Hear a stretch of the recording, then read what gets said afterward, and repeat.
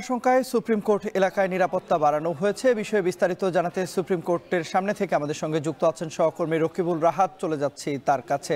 Rahat, supreme court এলাকার নিরাপত্তার সবশেষ খবরাখবর আপনার মাধ্যমে আমরা জানতে চাই।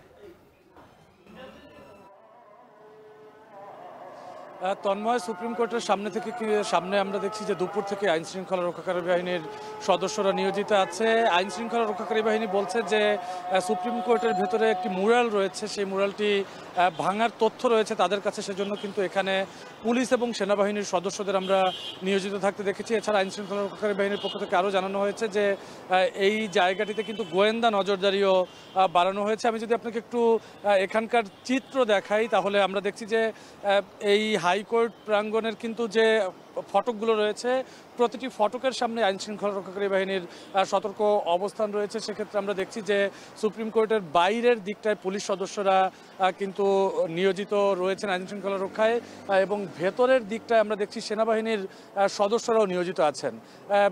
বিগত কয়েকদিন ধরে ধানমন্ডি 32 নম্বরে শেখ মুজিবের বাড়িতে হামলার পর কিন্তু আওয়ামী লীগের বেশ কয়েকজন নেতাকর্মীর বাড়িতেও হামলা হয়েছে সারা দেশে, এবং তার পরিপ্রেক্ষিতে এই জায়গাটিতে হামলা হতে পারে এমন তথ্যের কথা বলছে আইন শৃঙ্খলা রক্ষাকারী বাহিনী।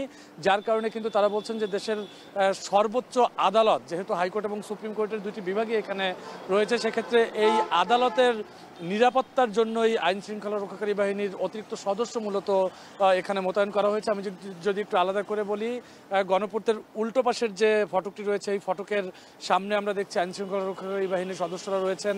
এছাড়া মাজারের যে গেটটি রয়েছে সেই গেটটিতেও কিন্তু আমরা দেখেছি যে আইন শৃঙ্খলা রক্ষাকারী বাহিনীর সদস্যরা রয়েছেন। এছাড়া মৎস্য ভবনের পাশের দিকের যে গেটটি রয়েছেন সেখানেও আমরা একই রকম চিত্র দেখতে পেয়েছি, এবং আমরা কিন্তু দেখছিলাম যে এই জায়গাটিতে ভেতরে যে থেমিস দেবীর মূর্তি রয়েছে, এছাড়া সুপ্রিম কোর্টের প্রাঙ্গণের ভেতরে শেখ মুজিবুর রহমানের একটি মুরাল রয়েছে বলে সেখানকার কর্তৃপক্ষ জানিয়েছেন। তারা বলছেন যে এগুলো যেন কোনো অতর্কিত হামলায় যেন এগুলো নষ্ট না হয়, বা এখানকার যে নিরাপত্তা রয়েছে সেই নিরাপত্তা যেন বিঘ্নিত না হয়, সেজন্যই কিন্তু আইন শৃঙ্খলা রক্ষাকারী বাহিনীর সদস্যদের মূলত নিয়োজিত করা হয়েছে। এবং এই জায়গাটিতে আমরা দেখছি যে সেনাবাহিনী এবং পুলিশের এপিসি কিন্তু রয়েছে, এবং একই সঙ্গে আইন শৃঙ্খলা রক্ষাকারী বাহিনীর সদস্যরা ছাড়াও গোয়েন্দা বাহিনীর সদস্যরা এখানে নিয়োজিত রয়েছেন বলে কিন্তু আমাদেরকে এই আইন শৃঙ্খলা রক্ষাকারী বাহিনীর পক্ষ থেকে জানানো হয়েছে। তারা বলছে যে কোনো ধরনের অপ্রীতিকর ঘটনা যেন এড়ানো যায়,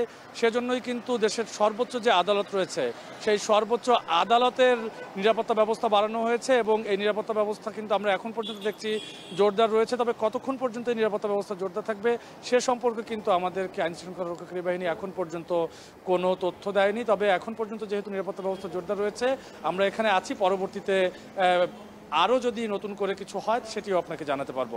তন্ময়, মুরাল ভাঙচুরের আশঙ্কায় সুপ্রিম কোর্ট এলাকায় নিরাপত্তা বাড়ানো হয়েছে। বিষয়ে বিস্তারিত জানাতে আমাদের সঙ্গে যুক্ত হয়েছিলেন সহকর্মী রকিবুল রাহাত।